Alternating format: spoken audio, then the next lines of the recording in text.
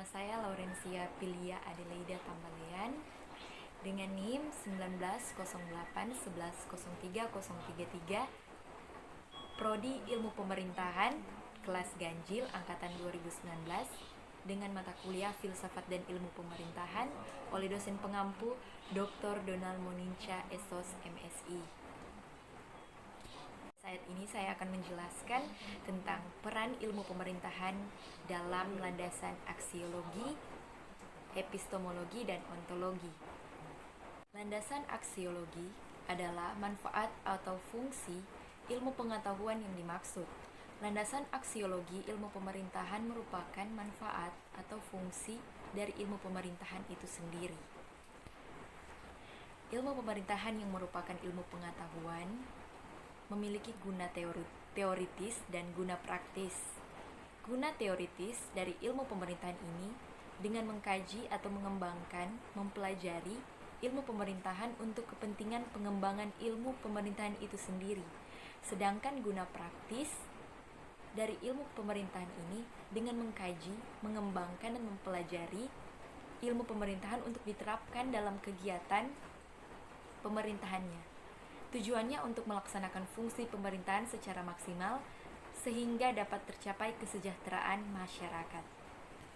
Yang berikutnya adalah ilmu pemerintahan dalam landasan ontologi.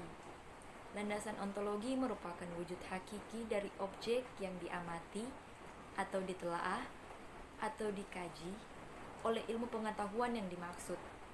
Berdasarkan pengertian ilmu pemerintahan yang dikemukakan oleh ahli-ahli, maka dapat kita lihat bahwa terdapat perbedaan antara objek forma dari ilmu pemerintahan itu. Hal ini yang kemudian menjadikan kedudukan ilmu pemerintahan menjadi tidak jelas dan membingungkan. Hal ini disebabkan para ahli dalam memberikan definisi tentang ilmu pemerintahan ini berdasarkan latar belakang ilmu-ilmu kenegaraan seperti ilmu politik, ilmu administrasi negara, ilmu hukum, dan ilmu yang lainnya. Berikutnya landasan epistemologi.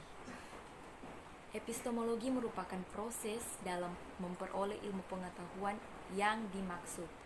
Mengkaji ilmu pemerintahan secara epistemologi dapat dilakukan melalui perkembangan ilmu pemerintahan itu sendiri. Ilmu pemerintahan seringkali dianggap sebagai ilmu pengetahuan yang baru, sebagaimana yang dikemukakan oleh Talizudun Raha, di mana ilmu pemerintahan mengalami beberapa tahapan perkembangan.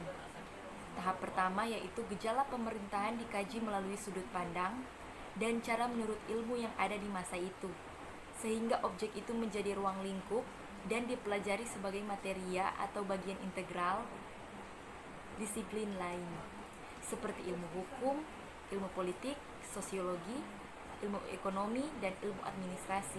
Tahap kedua yaitu gejala pemerintahan dipelajari oleh disiplin ilmu pengetahuan yang ada, sehingga terbentuklah spesialis disiplin yang bersangkutan.